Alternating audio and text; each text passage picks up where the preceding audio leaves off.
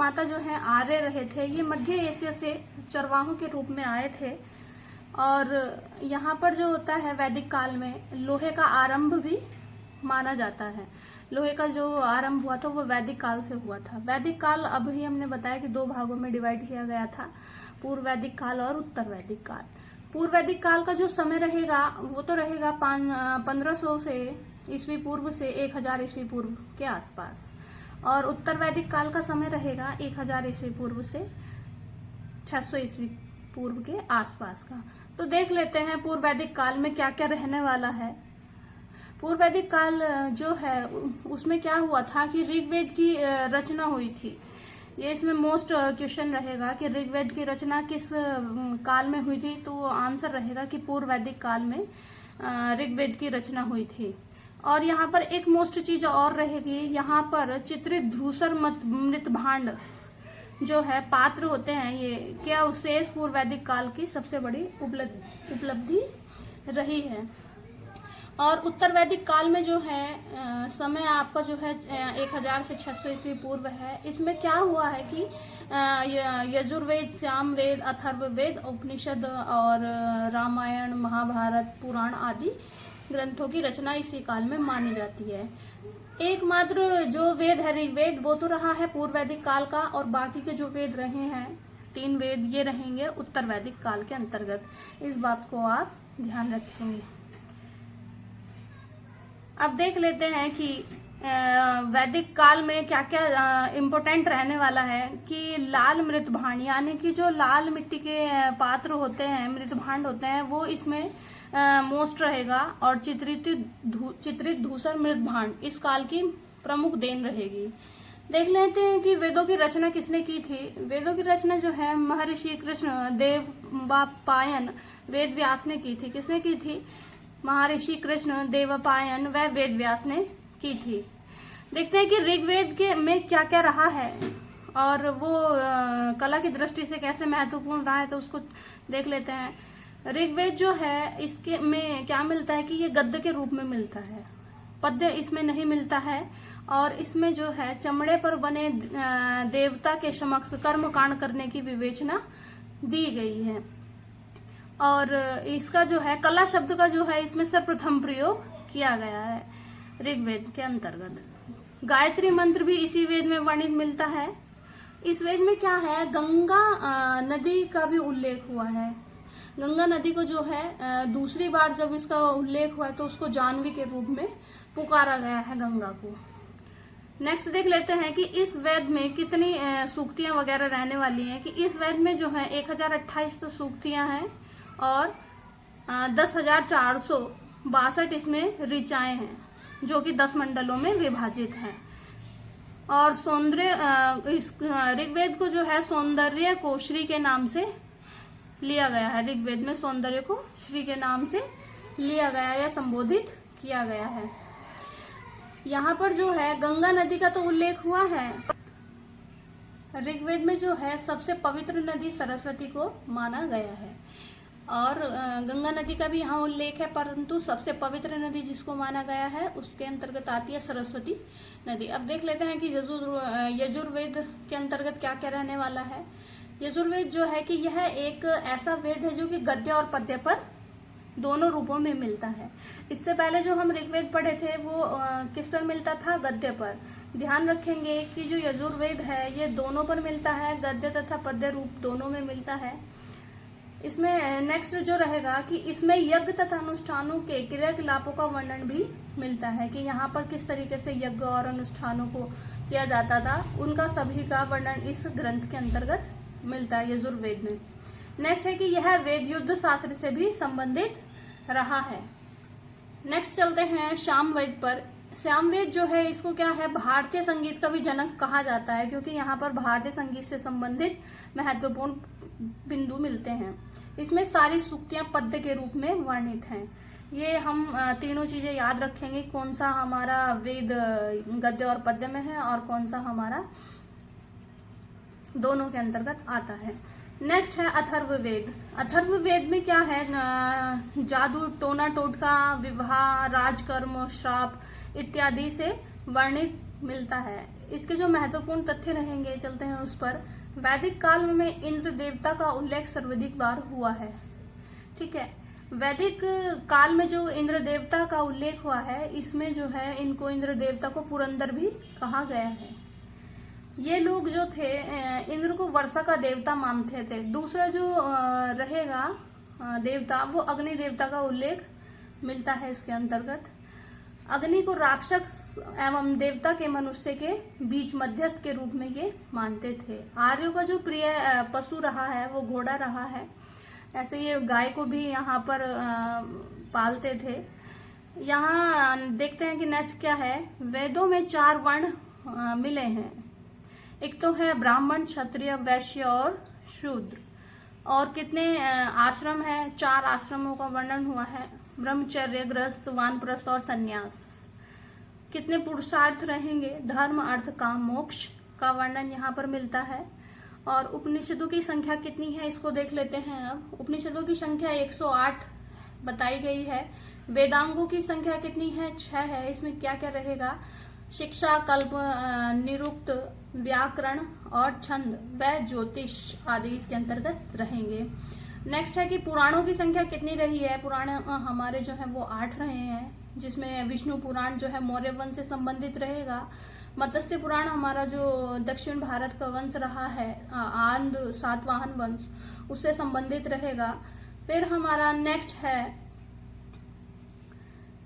Next जो हमारा पुराण रहेगा वो है वायु पुराण, जो कि गुप्त वंश से संबंधित है। अब देख लेते हैं मोस्ट जो चीज है कि क्या रहेगा यहाँ पर, कि सबसे प्राचीन एवं प्रमाणित मत्स्य पुराण माना गया है।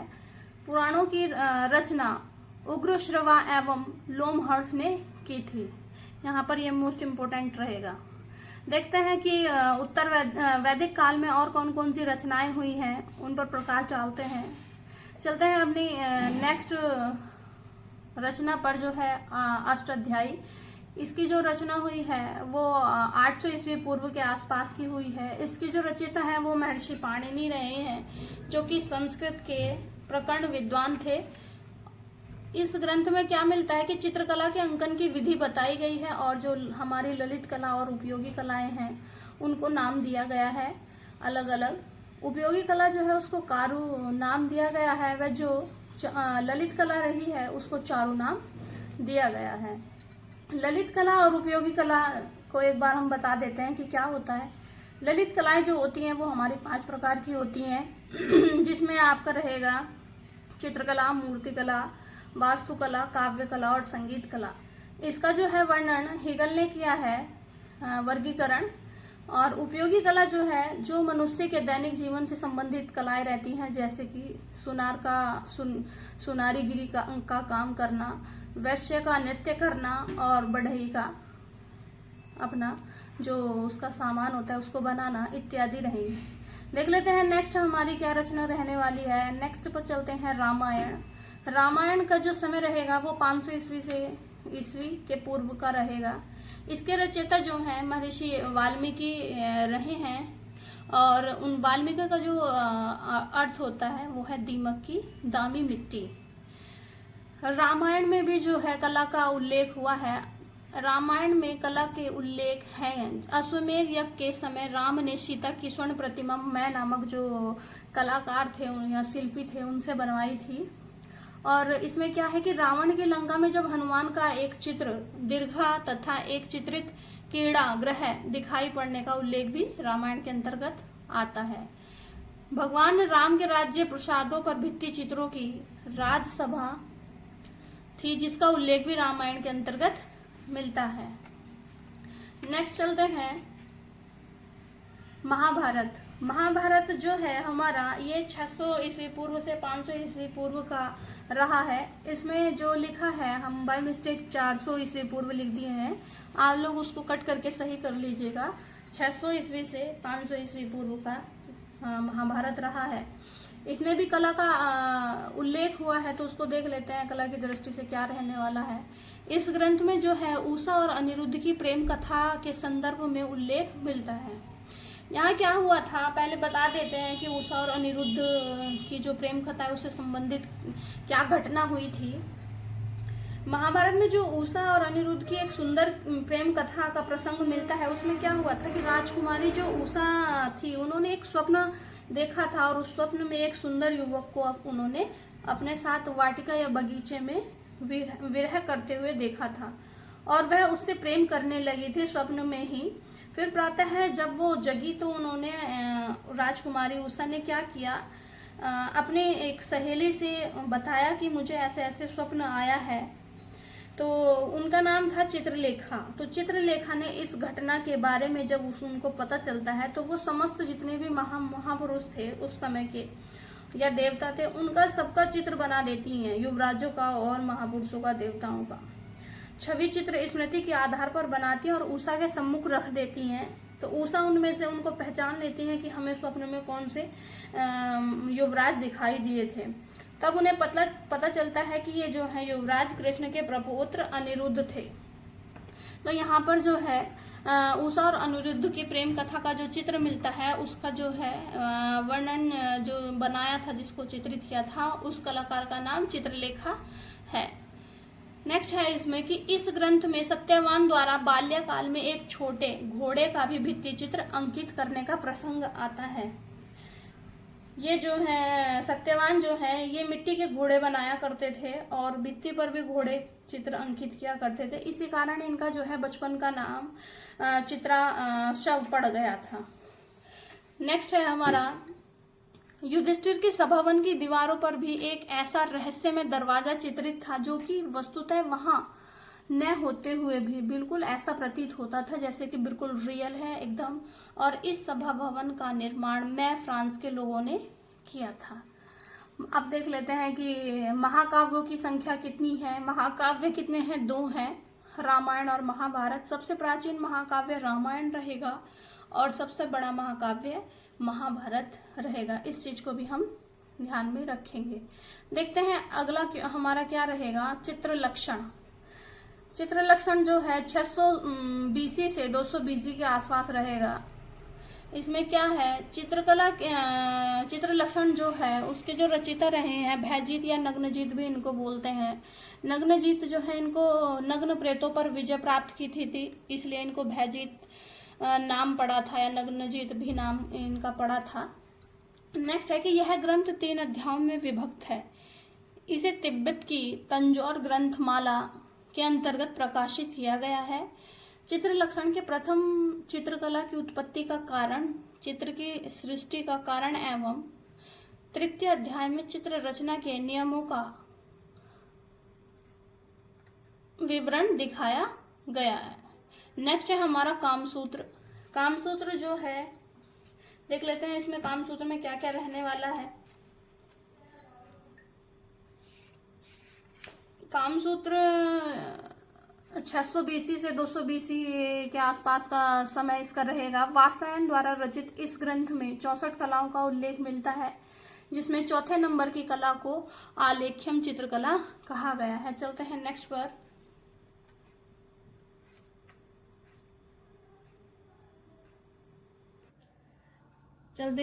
पर।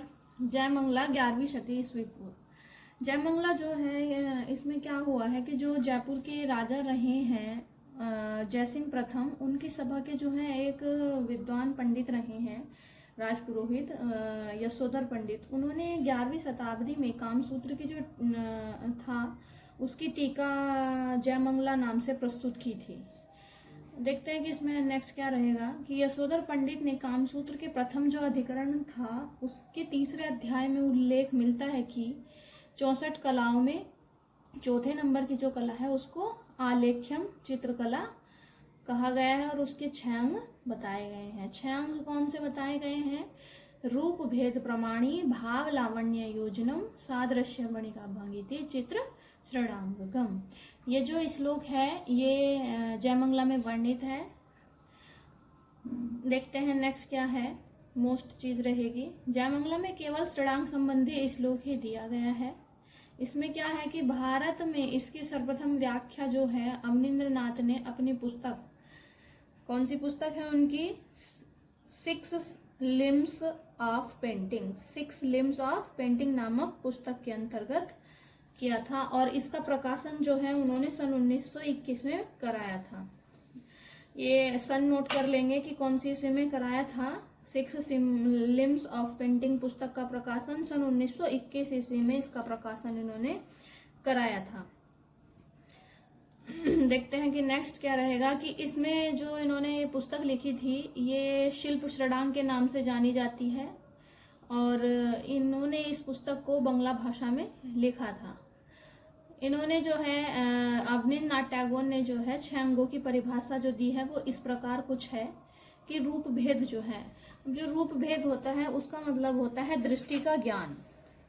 ठीक है, क्या होता है कि दृष्टि का ज्ञान, जब हम कोई चित्र बनाते हैं उसमें हमें जैसा दृष्टि में हमारी पड़ रहा है हमें उसी के अकॉर्डिंग उसको बनाना है। दूसरा रहेगा प्रमाण। प्रमाण का मतलब होता है ठीक ठीक अनुपात। अब जैसे कि जो प्रमाण है, मान लीजिए प्रमाण के लिए कुछ रूपों का वर्णन दिया गया है, जैसे कि मानव 10 ताल जो रहता है, मानव वो 10 ताल का रहता है। उसके अंतर्गत कौन कौन से आते हैं, जैसे पांडव, राम, कृष्ण, शिव आदि रहते हैं। ये जो हम आपको बता रहे हैं इसको आप नोट करते चलिएगा। दूसरा भयानक मानव रहता है प्रमाण के आधार पर, ये 12 ताल के रहते हैं। भयानक जो मानव रहता है इसके अंतर्गत जो आते हैं वो रहता है एक भैरव और वराह। फिर तीसरा है कि राक्षस रहेगा प्रमाण के आधार पर। हम यदि मानव को देखें, राक्षस रहेगा वो 16 ताल का रहेगा, उसमें कंस या रावण आते हैं। एक होता है कि कुमार, ये 8 ताल का होता है, इसमें वामन आता है। और एक होता है बाल, ये 5 ताल के होते हैं, बाल गोपाल इसके अंतर्गत आते हैं। तो प्रमाण जो है इसका मतलब है कि ठीक ठीक अनुपात या बनावट। जब हम कोई चित्र बनाते हैं उसके अंतर्गत ठीक अनुपात का हमारा होना अनिवार्य होता है। फिर है भाव। अब भाव जो है चित्रकार व दर्शक के हृदय की भावना या हृदयगत भावना होती है कि जो भाव है चित्र में वही होना आना चाहिए कि चित्र को देख के ऐसे लगे कि जो चित्रकार ने चित्र बनाया है वो क्या कहना चाह रहा है इस चित्र के माध्यम से, या उसके भाव क्या हैं, इस तरीके से भाव आना चाहिए। इसलिए इसे चित्रकार व दर्शक के हृदयगत की भावना कहा जाता है। फिर है लावण्य योजना। लावण्य योजना का मतलब होता है कलात्मक सौंदर्य का व्यंजक या बाह्य सौंदर्य का व्यंजक। ठीक है, इसे रूप परिमिति के रूप में भी जाना जाता है। क्या जाना जाता है? लावण्य रूप परिमिति के रूप में भी इसको जाना जाता है। फिर है सादृश्य। सादृश्य का मतलब होता है देखे हुए रूपों में समानता, यानी कि जो मूल वस्तु है या पदार्थ है उसमें वही भाव, उसकी प्रतिकृति में समानता आए जो आप बना रहे हो या दर्शक का उसमें दर्शाने की आप चेष्टा कर रहे हो, दर्शक को दर्शाने की जो चेष्टा कर रहे हो। नेक्स्ट है वणिका भंग। वणिका मतलब होता है रंगों का मेल, यानी कि नाना प्रकार के वर्णों को सम्मिलित करना वणिका भंग कहते हैं। रंगों तथा तुलिका का कलात्मक प्रयोग भी इसको कहा जाता है। चलते हैं नेक्स्ट पेज उस पर। अब देख लेते हैं कि कौन सी पुस्तक रहेगी हमारी। नाट्य शास्त्र रहेगा, जो कि प्रथम शती ईस्वी पूर्व का है। इसकी रचना जो है भरत मुनि ने की थी, प्रथम शताब्दी में की थी इन्होंने नाट्य शास्त्र की रचना। इसमें क्या है, नाट्य शास्त्र में जो है कला शब्द का सर्वप्रथम यथार्थवादी प्रयोग हुआ है। इससे पहले जो है कला शब्द का प्रयोग जो हुआ था वो ऋग्वेद में हुआ था। अगर यथार्थवादी आ जाता है, जैसे ये आप नोट करेंगे कि जैसे यथार्थवादी पूछ रहा है क्वेश्चन में, तो आप लगाएंगे नाट्य शास्त्र, और कला का सर्वप्रथम प्रयोग शब्द का प्रयोग पूछ रहा है तो वो रहेगा ऋग्वेदिक काल के अंतर्गत, ऋग्वेद में। नाट्य शास्त्र में जो है 3 प्रकार के प्राथमिक रंग या मूल रंग माने गए हैं, जैसे कि लाल, पीला और काला। वैसे जो मूल रंग होते हैं लाल, पीला, नीला होता है, परंतु जो नाट्य शास्त्र है उसमें प्राथमिक रंग 3 माने गए हैं, लाल, पीला और काला, या इसको श्याम भी बोल सकते हैं। फिर नाट्य शास्त्र में 8 प्रकार के रस बताए गए हैं। कितने प्रकार के रस बताए गए हैं? 8 प्रकार के। वैसे 9 प्रकार के रस होते हैं। जो शांत एक रस और है जो कि इसमें जोड़ा गया था, शांत रस, उसको अभिनव गुप्ता ने जोड़ा था या खोज की थी उसकी। अब देख लेते हैं कि कितने प्रकार के भाव रहेंगे या स्थायी भाव क्या क्या रहेंगे। 49 हमारे भाव होते हैं, इसमें 8 तो रहते हैं स्थायी भाव, 8 रहते हैं उपमिति भाव और 33 रहते हैं संचारी भाव। टोटल मिला के हमारे हो जाते हैं 49। चलते हैं नेक्स्ट पर कि कौन सी पुस्तक रहेगी। विष्णु धर्मोत्तर पुराण जो है ये रहेगा हमारा नेक्स्ट पुस्तक। विष्णु धर्मोत्तर पुराण जो है ये इसका समय जो रहेगा वो 600 ईस्वी रहेगा, 600 शताब्दी। इसके जो रचनाकार रहे हैं वो मार्कंडेय मुनि रहे हैं। और विष्णु धर्मोत्तर पुराण जो है उसके तृतीय खंड में 35 से लेकर 43 अध्याय तक चित्रसूत्र नामक प्रकरण है, जिसमें 9 अध्यायों में इसको विभक्त किया गया है। चित्रसूत्र को जो है कि अंग्रेजी भाषा में सर्वप्रथम जो इसका अनुवाद किया था वो स्टेला कैम्ब्रिज थे, जिन्होंने इसका सर्वप्रथम अंग्रेजी भाषा में अनुवाद किया था। उसके बाद दोबारा इसका अनुवाद जो है आनंद कुमार स्वामी ने किया था, एक के स्वामी ने किया था। इनकी शॉर्ट फॉर्म में एक के स्वामी, फुल फॉर्म में आनंद कुमार स्वामी। चित्रसूत्र में जो है 5 प्रमुख रंग माने गए हैं। नाट्यशास्त्र में कितने माने गए थे? 3। और यहाँ पर प्रमुख रंग माने गए हैं 5, जिसके अंतर्गत आते हैं श्वेत रहेगा आपका, रक्त, पीत रहेगा, नीला और कृष्ण। चित्रसूत्र में जो है 4 प्रकार के चित्र बताए जाते हैं, सत्य, वैणिक, नागर और मिश्र। कितने प्रकार के बताए जाते हैं? 4 प्रकार के चित्र बताए जाते हैं, सत्य, वैणिक, नागर और मिश्र। चित्रसूत्र में एक क्या होता है कि 9 रस होते हैं और 9 ही स्थायी भाव बताए गए हैं। कितने स्थायी भाव बताए गए हैं? 9 ही रस और 9 ही स्थायी भाव होते हैं। चित्रसूत्र में जो पुरुषों में भेद बताए गए हैं वो कितने प्रकार के भेद बताए गए हैं? 5 प्रकार के भेद बताए गए हैं। जैसे कि पहला पुरुष का माप यहाँ पर लिखा है कि हंस जो पुरुष होता है उसका 108 अंगुल होता है। अब पहले हम आपको बता देते हैं कि जो एक ताल होता है उसमें 12 अंगुल आते हैं। एक ताल में 12 अंगुल आएंगे। एक ताल एक सिर के बराबर होता है। अब जैसे मान लीजिए हमारा ये एक ताल है, पूरा एक ताल रहेगा, इसमें हमारे 12 अंगुल आएंगे, ठीक है। जो हंस रहेगा वो 108 अंगुल रहेगा और भद्र जो रहेगा वो 106 अंगुल रहेगा। मालव्य जो रहेगा वो 104 अंगुल रहेगा। इसमें फिर है नेक्स्ट रुचक जो है 100 अंगुल रहेगा और शशक जो रहेगा वो आपका 90 अंगुल रहेगा। अब देख लेते हैं कि जो विष्णु धर्मोत्तर पुराण है उसमें अंतराल को स्थान कहा गया है। समझ रहे हो? अंतराल को क्या कहा गया है? स्थान। अब देख लेते हैं नोट जो मोस्ट चीजें हैं कि एक अंगुली की मोटाई को कहते हैं। एक उंगली जो होती है उसकी मोटाई को कहते हैं। एक ताल में कितने अंगुल होते हैं? कि 12 अंगुल होते हैं और एक ताल को एक सिर के बराबर माना जाता है। यानी कि जो हमारा एक सर है वो एक ताल के बराबर होता है, हमारे एक हाथ के बराबर होता है, उसमें 12 अंगुल होते हैं। चित्रसूत्र जो प्रकरण है उसके जो अनुसार जो है नारायण मुनि जो है उन्होंने विश्वकर्मा को शिक्षा दी थी। चित्रसूत्र के प्रकरण के अनुसार पता चलता है कि नारायण मुनि जो है उन्होंने विश्वकर्मा को शिक्षा दी थी। विश्वकर्मा जो है वास्तुकला के प्रणेता माने जाते हैं। चित्रकला के अनुसार सादृश्य जो है सबसे प्रधान अंग चित्र के लिए माना गया है। यानी कि चित्रसूत्र में जो है सादृश्य जो है उसको सबसे प्रधान अंग चित्र के लिए माना गया है। चित्रे सादृश्य कार्मी प्रधान परिकीर्ति तम। अब देख लेते हैं कि वर्तना क्या रहेगी। वर्तना का मतलब होता है छाया और प्रकाश। बच्चों यहाँ पर प्रकाश गलत लिखा हमसे गया है, आप इसको सही कर लीजिएगा, छोटा सा हम बना दिए हैं। फिर है कि वर्तिका, कूची या ब्रश। कूची मतलब समझ रहे होंगे आप, ब्रश को ही कूची बोलते हैं। फिर है छाया प्रकाश की प्रशंसा जो है बुद्धिमान करते हैं। यहाँ पर बताया गया है कि जो छाया प्रकाश है उसकी प्रशंसा कौन करते हैं? बुद्धिमान करते हैं। और रेखा की प्रशंसा कौन करते हैं? आचार्य करते हैं। अलंकरण व आभूषण की प्रशंसा कौन करती है? स्त्रियां करती हैं, ठीक है। और रंगों की प्रशंसा कौन करते हैं? सामान्य लोग करते हैं।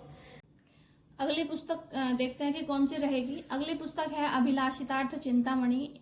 इसको जो है सोमेश्वर भूपति ने लिखा था। इसका जो टाइमिंग रहेगा वो 12वीं शताब्दी ईस्वी का रहेगा। अभिलाष सिद्धार्थ चिंतामणि का जो क्रम परिवर्तन करके सोमेश्वर ने मानसोल्लास नामक ग्रंथ की रचना की थी। इसको आप नोट कर लीजिएगा, ये मोस्ट रहेगा। ऐसे क्वेश्चन बन सकता है कि जो अभिलाष सिद्धार्थ चिंतामणि का परिवर्तन करके सोमेश्वर ने किस ग्रंथ की रचना की थी, तो उसका आंसर रहेगा मानसोल्लास। मानसोल्लास में 5 प्रकार के चित्र बताए गए हैं, विद, अविद, रस, धूलि और भाव। कितने चित्र बताए गए हैं? विद, अविद, रस, धूलि और भाव। इसमें जो है अंतराल को स्थान निरूपण कहा गया है। और पहले विष्णु धर्मोत्तर पुराण में क्या कहा गया था? अंतराल को खाली स्थान कहा गया था। और अभिलाष सिद्धार्थ चिंतामणि के अंतर्गत क्या कहा गया है? स्थान निरूपण। देख लेते हैं अगली पुस्तक, मेघदूत तथा रघुवंशम। मेघदूत की जो रचनाकार है वो रहेंगे कालिदास। इन दोनों पुस्तक के, ये 4वीं से 5वीं सदी ईस्वी की है। इसमें क्या है कि मेघदूत जो नामक ग्रंथ है उसमें विरहिणी यक्षिणी द्वारा अपने पति का चित्र बनाने की एक कथा का वर्णन किया गया है, विरहिणी यक्षिणी का। फिर है इसमें कालिदास चंद्रगुप्त सेकंड के दरबार में थे। इन्होंने इनको जो है भारत का शेक्सपियर भी कहा जाता है, कालिदास को। ये क्वेश्चन आप का जो है मोस्ट रहेगा। ये बन सकता है कि भारत का शेक्सपियर किसे कहा जाता है, तो इसमें रहेंगे कालिदास। मेघदूत में ऐसा वर्णित है कि उस समय स्त्री और पुरुष जो है दोनों चित्रकारी किया करते थे। जो रामायण ये है मेघदूत जो है और रघुवंश जो है उसके अंतर्गत वर्णित है कि जो स्त्री और पुरुष हैं वो दोनों चित्रकारी किया करते थे। देखते हैं नेक्स्ट बिंदु को कि रघुवंश में अयोध्या नगरी के राजप्रसादों में जो है कमलवन के मध्य एक कीड़ा करते हुए हाथी व हथनियों को चित्रित किया गया था। ये चित्र इतने सजीव थे कि सिंहों ने इन्हें असली समझकर उनको नष्ट कर डाला था, यानी कि उन पर टूट पड़े थे। सिंह जो थे हाथी और हथनियों पर टूट पड़े थे। ये इतने सजीव बनाए थे कलाकार ने, देखने बिल्कुल एकदम रियलिस्टिक लगते थे। अगली पुस्तक रहेगी हमारी विनय पट्टिका, बौद्ध ग्रंथ से संबंधित यह पुस्तिका रहेगी। इसका समय रहेगा 400 से 300 ईस्वी पूर्व। यह पाली भाषा में लिखी गई है और इसे बौद्ध ग्रंथ में राजा पशुनिद के चित्रित रंग महलों का वर्णन मिलता है इसके अंतर्गत। भारतवर्ष का नामांकरण जो है उसको देख लेते हैं कि दक्षिणे समुद्र से उत्तरे हिमाद्र पढ़ा जा रहा है, इसे काट दो।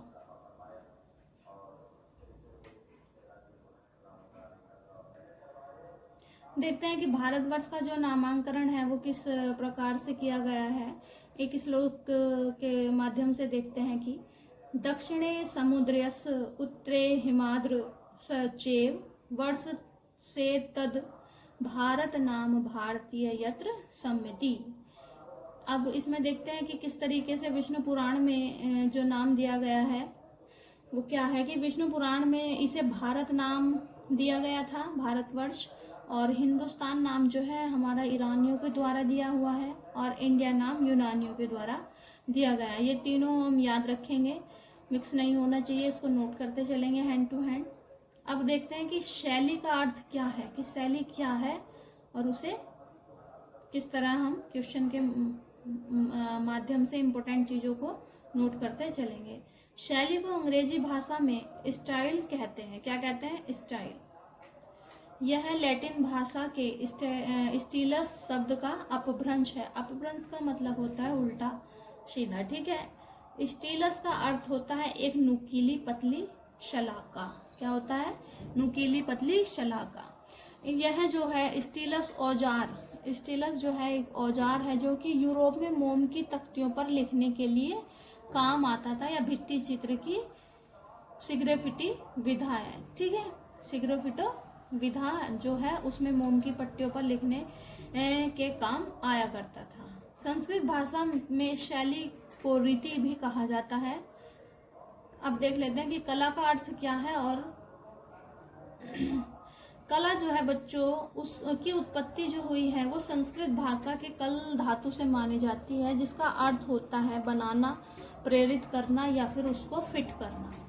क्या होता है उसका अर्थ? बनाना, प्रेरित करना या उसको फिट करना। कुछ विद्वान जो है इसकी उत्पत्ति कट धातु से मानते हैं, कला शब्द की उत्पत्ति, जिसका अर्थ है सुख प्रदान करना। नैतज ज्ञान, नैतज शिल्प, नैसे विद्या, नैसे कला, यह जो श्लोक है ये नाट्य शास्त्र में लिखा है गया है भरत मुनि के द्वारा। देख लेते हैं नेक्स्ट जो रहा है कला शब्द का प्रयोग। यथा कला यथा शप मृणशति मति, ये ऋग्वेद के अंतर्गत मिलता है।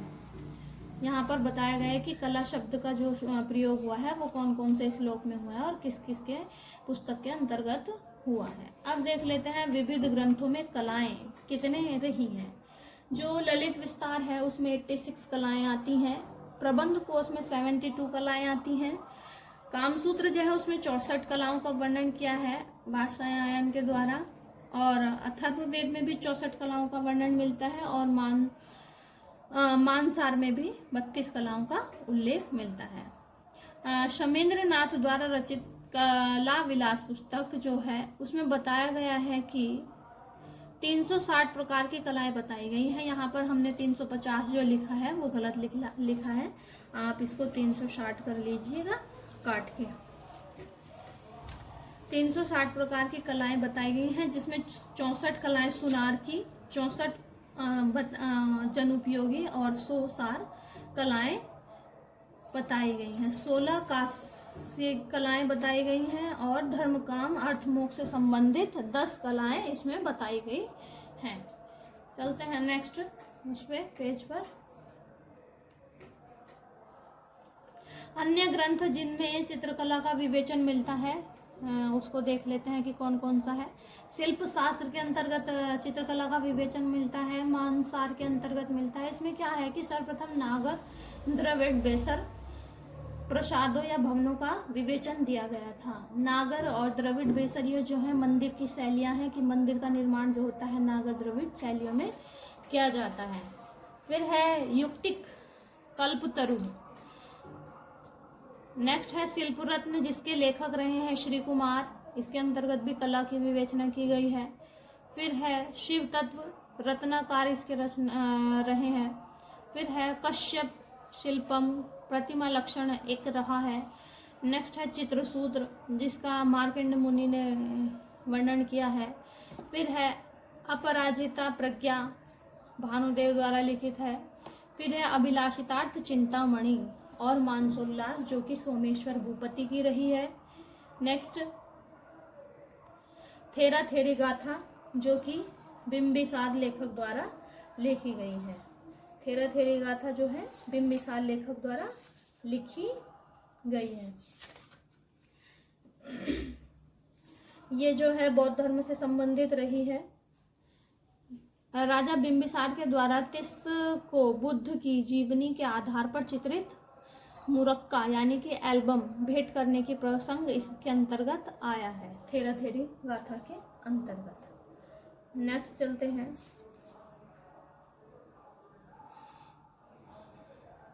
अब हमारा इतना ही ये थ्योरी का पार्ट कंप्लीट हो चुका है। मिलते हैं अपनी नेक्स्ट वीडियो में, तब तक के लिए टेक केयर, बाय बाय। हमारी वीडियो को लाइक शेयर सब्सक्राइब व कमेंट्स करें। धन्यवाद।